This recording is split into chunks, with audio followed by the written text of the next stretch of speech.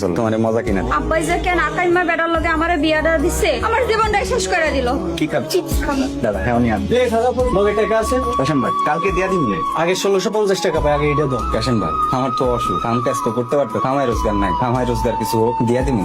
তুমি কবে টাকা কামাইবা তারপর আমার টাকা দিবা, সে আশায় বসে থাকি লইবো? কাশেম ভাই মায়ের অনেক খিদা লাগে, দাও না দিয়া দিবি। যাও তো, প্রতিদিন এক কাহিনী ভালো লাগে না। তোমার মাইয়া না খাইয়ে থাকলে আমার কি? আব্বা চলো চিপস খাবো না। কেন মা তোর না খিদা লাগছে? তোমার কেউ বকা দিলে আমার ভালো লাগে না। চল মা। তোমার লেগে মজা আনছে।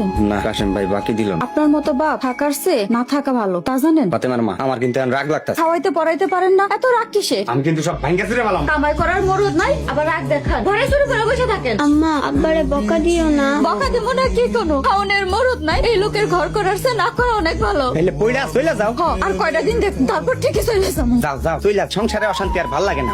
আব্বা যে কেন আমার এই বেটার লগে বিয়ে দিছে?